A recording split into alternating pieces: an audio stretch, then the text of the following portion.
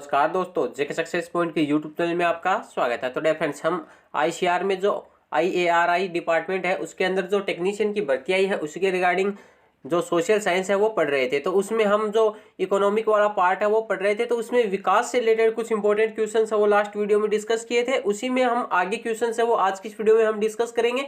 लगभग 20+ क्वेश्चन है वो आज के सेशन में हम डिस्कस करने वाले हैं। तो ये विकास वाला चैप्टर है वो कंप्लीट हो जाएगा। उसके बाद हम जो इसका नेक्स्ट जो पार्ट आएगा उसको हम डिस्कस करेंगे। तो आज की इस वीडियो में हम इन इंपॉर्टेंट क्वेश्चंस को डिस्कस करने वाले हैं। सभी क्वेश्चंस एग्जाम की दृष्टि से इंपॉर्टेंट रहने वाले हैं। जो एसएसटी की बुक है एनसीईआरटी की 10th क्लास की, उसी में से ये क्वेश्चंस हैं वो पुटअप किए गए हैं। तो आज की इस वीडियो को शुरू करते हैं। तो डियर फ्रेंड्स, आज का हमारा इसमें पहला क्वेश्चन आप देख सकते हैं, rural development is a term. तो ग्रामीण विकास एक शब्द है। तो किस प्रकार का शब्द है? ग्रामीण विकास व्यापक है, चयनात्मक, ऋणात्मक या फिर इनमें से कोई नहीं। तो ग्रामीण विकास जो शब्द है एक कॉम्प्रिहेंसिव व्यापक शब्द है, क्योंकि ग्रामीण विकास है उसको हम एक शॉर्ट फॉर्म में नहीं समझा सकते कि ग्रामीण विकास बहुत बड़ा विकास का एक प्रारूप है कि जिसको हम एक शॉर्ट रूप में हम नहीं बता सकते। ग्रामीण विकास एक शब्द किस प्रकार का है? एक व्यापक शब्द है। नेक्स्ट क्वेश्चन हमारा इसमें, India's HDI rank 2020 in the world is. मानव विकास सूचकांक 2020 में भारत की रैंकिंग क्या थी? जो मानव विकास सूचकांक जो आया था, ह्यूमन डेवलपमेंट जो इंडेक्स है 2020 में जो जारी किया गया था, उसमें जो भारत की रैंकिंग थी वो क्या थी? तो इसमें जो भारत की रैंकिंग थी वो 131वीं थी। कौन सी थी? 131वीं रैंक थी। टोटल कितने देश थे? टोटल 189 देशों में से भारत की रैंकिंग थी ये 131वीं आई थी। वहीं भारत के जो पड़ोसी देश हैं उनकी अगर हम बात करें तो बांग्लादेश की जो रैंकिंग थी, आप देखते हैं बांग्लादेश की रैंकिंग थी वो तो 133वीं थी। कौन सी थी? 133वीं। वहीं अगर हम नेपाल की बात करें, तो नेपाल में रैंकिंग थी 142वीं। पाकिस्तान की बात करें तो पाकिस्तान में थी ये रैंकिंग 154। और वहीं जो भारत से अच्छी स्थिति में कौन सा देश था? तो वो था भारत का पड़ोसी देश जो श्रीलंका है, वो भारत से अच्छी स्थिति में थे। तो श्रीलंका की ये जो स्थिति थी ये 71वीं रैंक थी श्रीलंका की। वहीं चाइना की बात करें तो चाइना की रैंक थी वो 85 थी। तो इस प्रकार से आप जान सकते हैं कि भारत के जो पड़ोसी देश थे उनकी रैंकिंग भी किस प्रकार से थी। पाकिस्तान की रैंकिंग भारत से भी खराब थी और नेपाल की भारत से खराब थी। वहीं श्रीलंका की रैंकिंग है वो भारत से बहुत अच्छी थी। अगला क्वेश्चन हमारा इसमें, जन्म के समय जीवन प्रत्याशा का अर्थ है। तो लाइफ जो एक्सपेक्टेंसी है वो बर्थ के समय किस प्रकार से होगी? तो उसको हमें बताना है कि 4 ऑप्शन दिए गए उनमें से बताना है। तो जन्म के समय जो एक्सपेक्टेंसी होगी, लाइफ एक्सपेक्टेंसी, वो क्या होगी? वो होगी average expected length of life of a person at the time of birth. मतलब जन्म के समय किसी व्यक्ति के जीवन की जो औसत, जो अपेक्षित, जो संभावित आयु होगी वो क्या होगी? जन्म के समय उसकी जीवन प्रत्याशा आयु कहलाए जाएगी।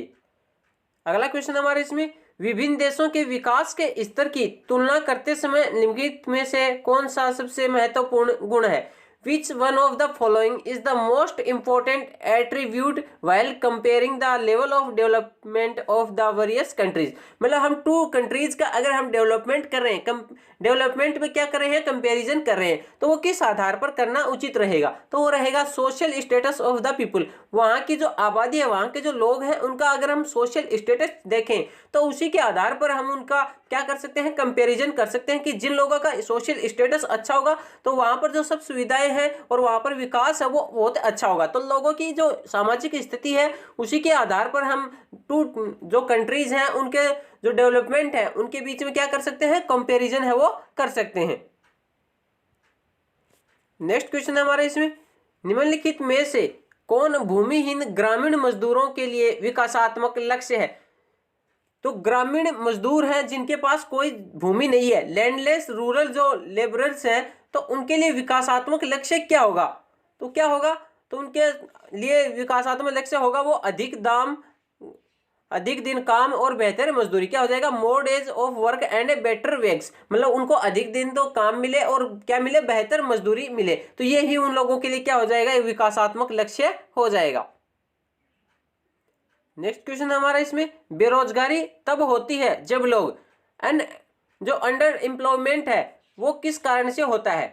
किस कारण से होता है? जब पीपल काम नहीं करना चाहता या आलसी तरीके से काम कर सकता है, या फिर जो करने में सक्षम है उससे कम काम कर रहे हैं, या फिर उनके काम के लिए भुगतान नहीं किया जाता। तो कौन सा ऑप्शन इसमें राइट आंसर हो जाएगा? तो ऑप्शन सी है, वे जो काम करने में सक्षम है उससे कम काम कर रहे हैं। Are working less than what they are capable of doing, मतलब जितनी उनके कैपेसिटी है वे उतना काम भी नहीं कर पा रहे हैं। तो ये किसके अंतर्गत आता है? ये बेरोजगारी के अंतर्गत आता है। नेक्स्ट क्वेश्चन है हमारा इसमें, सुस्त चुनौतियों में शामिल है, लिंगरिंग जो चैलेंज है उनमें क्या क्या शामिल है, मतलब आलसी या फिर सुस्त जो चुनौती हैं उनमें कौन कौन शामिल है? तो ग्रामीण जो ऋण की चुनौतियां, ग्रामीण विपणन की चुनौतियां, या फिर बेरोजगार की चुनौतियां। तो क्या हो जाएगा इसमें? चैलेंज ऑफ रूरल क्रेडिट और चैलेंज ऑफ रूरल मार्केटिंग, ये दोनों ऑप्शन है वो इसमें करेक्ट हो जाएंगे। तो बोथ ए एंड बी है वो करेक्ट आंसर हो जाएगा। अगले क्वेश्चन को देखते हैं। अगला क्वेश्चन है इसमें 33 नंबर क्वेश्चन हमारा, ग्रामीण विकास के लिए आवश्यक पहलों में शामिल है। तो ग्रामीण विकास के लिए जो आवश्यक पहलू हैं उनमें क्या शामिल है? तो initiatives required for the rural development includes initiative required for rural development, मतलब ग्रामीण विकास के लिए क्या क्या पहलू है वो आवश्यक है? मानव संसाधन का विकास, या फिर भूमि सुधार, या बुनियादी ढांचे का विकास। तो कौन सा हो जाएगा? तो हो जाएगा उपयुक्त सभी। ये सभी होते हैं, ये रूरल डेवलपमेंट के लिए आवश्यक होते हैं। तो ये सभी इनिशिएटिव हैं वो रिक्वायर्ड होते हैं कि डेवलपमेंट ऑफ ह्यूमन रिसोर्सेज, अगर वहाँ पर जो मानव संसाधन है अगर वहाँ उसका विकास होगा, वहाँ पर लैंड रिफॉर्म्स भूमि का सुधार होगा, और जो इंफ्रास्ट्रक्चर है उसका डेवलपमेंट होगा, तो वह सभी क्या हो जाएंगे? उस रूरल एरियाज का क्या हो जाएगा? डेवलपमेंट के अंतर्गत आ जाएगा। नेक्स्ट क्वेश्चन हमारे इसमें, ग्रामीण विकास की उभरती चुनौतियों में शामिल है, emerging challenge of rural development includes. तो ग्रामीण विकास जो रूरल डेवलपमेंट में जो उभरती हुई चुनौतियां हैं, इमर्जिंग जो चैलेंज को क्या क्या आ रहे हैं, तो उनमें कौन कौन से चैलेंज शामिल है? तो उत्पादन गतिविधियों का विविधीकरण, जैविक खेती, या उपयुक्त दोनों, या फिर कोई नहीं। तो उपयुक्त दोनों है वो इसमें राइट आंसर हो जाएगा। नेक्स्ट क्वेश्चन हमारे इसमें, खेती के लिए ग्रामीण क्षेत्र की आवश्यकता होती है, ग्रामीण ऋण की आवश्यकता होती है, क्योंकि तो खेती के लिए हम कोई भी रूरल के लिए क्रेडिट लेते हैं, ऋण लेते हैं, तो उसकी आवश्यकता हमें क्यों पड़ती है ये हमें बताना है। क्यों पड़ती है? अधिकांश कृषक परिवारों के पास छोटी जोत होती है, वे केवल स्व उपभोग के लिए उत्पादन करते हैं, उन्हें कृषि में और निवेश के लिए धन की आवश्यकता होती है। तो ये चारों ऑप्शन है ये सही हो जाएगा। मतलब गाँव में जो छोटे किसान होते हैं तो उनको ग्रामीण जो ऋण की आवश्यकता पड़ती है वो क्यों पड़ती है? रूरल क्रेडिट की आवश्यकता क्यों पड़ती है? क्योंकि वो छोटे कृषक होते हैं, उनके पास छोटी जो लैंड्स होती है, और वो क्या होते हैं, वो सिर्फ सेल्फ कंज्यूमशन के लिए क्या करते हैं? उपभोग करते हैं। कोई भी उत्पादन करते हैं तो वो खुद के लिए उपभोग करते हैं, और क्या हो जाएगा इसमें? उन्हें कृषि में और निवेश के लिए धन की क्या होती है? आवश्यकता होती है। तो उनको इसलिए ग्रामीण में ऋण की जो ऋण है, क्रेडिट है, उसकी आवश्यकता होती है। नेक्स्ट क्वेश्चन हमारा इसमें, अल्पकालिक ऋण की अवधि है, the duration of short term credit. जो शॉर्ट टर्म क्रेडिट आपको दिया जाता है, अल्पकालीन अवधि ऋण, मतलब थोड़े समय के लिए जो ऋण दिया जाता है, तो उसकी अवधि होती है वो कितनी होती है? तो वो अवधि होती है 6 से 12 मंथ। मतलब जो शॉर्ट टर्म जो आपको ऋण दिया जाएगा वो आपको 6 से 12 मंथ के समय के लिए ही आपको दिया जाएगा। तो ऑप्शन ए है वो राइट आंसर हो जाएगा। नेक्स्ट क्वेश्चन है हमारे इसमें, 1969 में भारत ने ग्रामीण ऋण की जरूरतों को पूरा करने के लिए कौन सा दृष्टिकोण अपनाया था? तो 1969 में भारत ने जो ग्रामीण ऋण की जरूरतों को पूरा करने के लिए कौन सा दृष्टिकोण था वो अपनाया था? सामाजिक बैंकिंग, बहु एजेंसी, या फिर ए और बी दोनों? तो ए और बी दोनों है वो इसका राइट आंसर हो जाएगा। उस समय 1969 में जो भारत में जो ग्रामीण ऋण की आवश्यकता हुई थी, तब उन्होंने सामाजिक बैंकिंग, जो सोशल बैंकिंग है, और मल्टी एजेंसी, इन दोनों को ही अपनी तरफ से क्या किया था? दृष्टिकोण में अपनाया था। नेक्स्ट क्वेश्चन हमारे इसमें, अल्पावधि ऋण किसके लिए उपयुक्त होता है? तो शॉर्ट टर्म जो क्रेडिट हम लेते हैं वो किसके लिए फायदेमंद रहता है, आवश्यक होता है? बाढ़ का निर्माण के लिए, क्रय आदानों जैसे बीज उर्वरक आदि के लिए, या जमीन या ट्रैक्टर खरीदने के लिए? तो ये होता है ये क्रय आदानों जैसे बीज उर्वरक आदि खरीदने के लिए। तो purchasing inputs like seeds and fertiliser, मतलब हम खेती के लिए फर्टिलाइजर और सीड्स खरीदते हैं, तो उनके लिए हमें शॉर्ट टर्म जो क्रेडिट होता है, ऋण होता है, उसकी आवश्यकता है वो पड़ती है। नेक्स्ट क्वेश्चन है हमारे इसमें, मध्यम अवधि के ऋण की अवधि है जो the duration of medium term credit, जो मीडियम टर्म का जो क्रेडिट हमें दिया जाता है, मध्य अवधि जो ऋण दिया जाता है, तो उसकी समय अवधि कितनी होती है? तो उसकी समय अवधि कितनी होती है? वो होती है 2 से 5 वर्ष के लिए। कितनी होती है? 2 से 5 वर्ष के लिए जो मीडियम अवधि का ऋण है वो दिया जाता है। अगले क्वेश्चन को देखते हैं। अगला क्वेश्चन है इसमें, मध्यम अवधि के ऋण किसके लिए आवश्यक है? जो मीडियम क्रेडिट जो दिया जाता है, मीडियम टर्म क्रेडिट, वो किसके चीज के लिए आवश्यक रूप से हम लेते हैं? बाढ़ का निर्माण के लिए, क्रय आदानों के लिए। तो ये जो ऑप्शन बी है इसमें तो हम शॉर्ट टर्म का यूज करते हैं, और ऑप्शन ए है बाढ़ का निर्माण, इसके लिए हम किसका उपयोग करते हैं? मीडियम टर्म जो क्रेडिट है उसका प्रयोग करते हैं।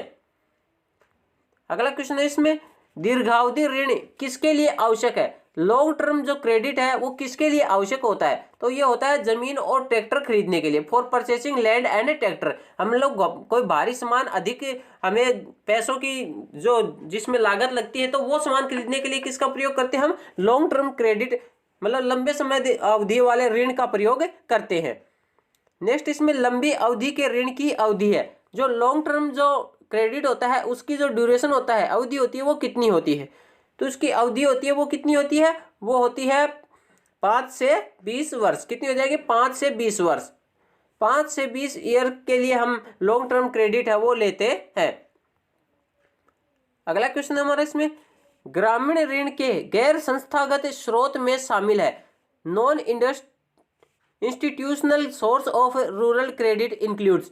तो गैर संस्थागत जो स्रोत हैं ग्रामीण ऋण में वो कौन कौन से हो जाएंगे? साहूकार, वाणिज्यिक बैंक, क्षेत्रीय ग्रामीण बैंक, या फिर इनमें से कोई नहीं। तो वो कौन सा आ जाएगा? वो हो जाएगा साहूकार। ग्रामीण क्षेत्रों में जो गैर संस्थागत स्रोत है वो साहूकार ही है, मतलब जो मनी लेनदार्स होते हैं उनके पास से ही लोग क्या लेते हैं? ऋण लेते हैं।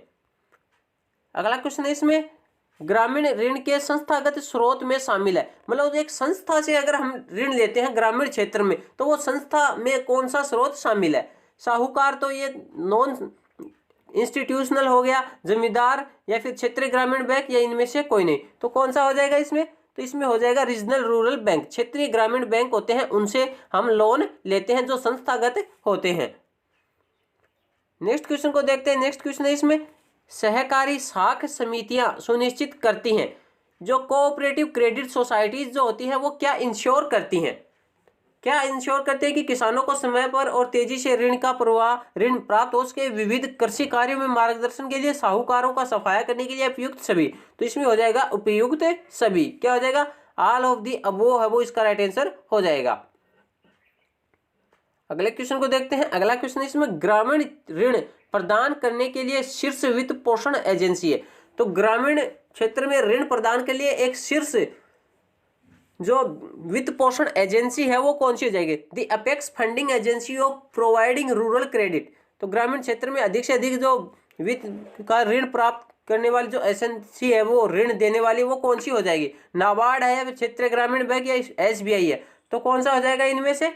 तो इनमें से हो जाएगा वो नाबार्ड। कौन सी हो जाएगा? नाबार्ड जो होता है ये ग्रामीण क्षेत्र में जो ऋण देने वाला है क्या होता है? शीर्ष वित्त पोषण एजेंसी होती है। नेक्स्ट क्वेश्चन है इसमें, नाबार्ड का मुख्य कार्य है। जो नाबार्ड बैंक है तो इसका मुख्य कार्य क्या है? ये कृषि और ग्रामीण विकास के लिए एक बैंक बनाया गया है। तो इसका जो प्रमुख कार्य होता है वो क्या होता है? इसका प्रमुख कार्य होता है वो उपयुक्त सभी होता है कि एक शीर्ष वित्त पोषण एजेंसी के रूप में कार्य करना, ग्रामीण वित्त पोषण गतिविधियों का समन्वयन करना, और धन वापसी परियोजनाओं की निगरानी और मूल्यांकन करना। तो ये सभी कार्य होते हैं, नाबार्ड के कार्य होते हैं। नाबार्ड के बारे में हम थोड़ा सा जान लेते हैं कि क्या है। तो नाबार्ड है, इसकी फुल फॉर्म आप देख सकते हैं, national bank of agriculture and rural development. राष्ट्रीय कृषि और ग्रामीण विकास बैंक ये है, ये नाबार्ड की फुल फॉर्म हो जाएगी। इसका मुख्यालय वो मुंबई महाराष्ट्र में स्थित है। स्थापना हुई थी वो 12 जुलाई 1982 को इसकी स्थापना है वो की गई थी। इसका प्रबंध निर्देशक है वो वर्तमान में गोविंदा राजुलू चिंतला, ये क्या है? इसके प्रबंध निर्देशक है। नाबार्ड एक विकास बैंक है जो कृषि एवं लघु उद्योग, कुटीर एवं गांव उद्योग के हस्तशिल्प और ग्रामीण शिल्प के संबंध में लोगों को क्या करते हैं? क्रेडिट है वो प्रदान करता है। इसकी स्थापना आप देख सकते हैं 12 जुलाई 1982 को। नाबार्ड ने जो कार्य है अपना वो 17 जुलाई 1992 से करना है वो शुरू कर दिया था। और इसका किस समिति की सिफारिश से इसका जो स्थापना की गई थी, वो शिवरमन सिंह समिति की अनुशंसा पर इसकी स्थापना है वो की गई थी। अगला क्वेश्चन है हमारा इसमें, SHG क्रेडिट की पेशकश की जाती है। जो SHG तो क्रेडिट होता है, उसकी पेशकश वो किस लिए की जाती है, तो वो की जाती है विदाउट कोलेटरल, मतलब बिना जमानती के लिए इसमें क्या दिया जाता है, आपको ऋण है वो प्रदान किया जाता है। SHG के बारे में हम थोड़ा सा जान लेते हैं, ये क्या होता है, तो ये होता है सेल्फ हेल्प ग्रुप। क्या होता है, स्वयं सहायता समूह। गरीब लोगों के एक छोटा समूह होता है। एक SHG के समूह सदस्यों को समान समस्याओं का सामना करना पड़ता है, वे एक दूसरे की मदद करते हैं, उनकी समस्याओं का समाधान करते हैं। SHG अपने सदस्यों के बीच छोटी बचत को बढ़ावा देते हैं और बचत बैंक के पास रखी जाती है। यह SHG के नाम का कॉमन फंड होता है। इसमें अपने जो सदस्य होते हैं उनको सामान्य कोष से क्या दिया जाता है, ऋण दिया जाता है। मतलब एक संयुक्त सहायता समूह होता है जिसमें से वो लोगों को क्या दिया जाता है, सहायता के लिए ऋण है वो दिया जाता है। तो डियर फ्रेंड्स, ये थे आज के हमारे कुछ इंपॉर्टेंट क्वेश्चंस। आशा करते हैं आपको वीडियो पसंद आएगा। वीडियो पसंद आए तो प्लीज वीडियो को लाइक करें, कमेंट करें, अपने दोस्तों में ज़्यादा से ज़्यादा शेयर करें। इससे आगे हम नेक्स्ट इसका पार्ट है वो डिस्कस करेंगे। उसके लिए जल्द ही वीडियो है वो आपके हमारे चैनल पर मिल जाएगी। तो आप चैनल पर बने रहें और चैनल को अभी तक सब्सक्राइब नहीं किया तो चैनल को सब्सक्राइब जरूर कर ले। साथ में बेल आइकन है वो भी प्रेस कर ले ताकि आगे आने वाली वीडियो की नोटिफिकेशन है वो आपको मिल सके। धन्यवाद।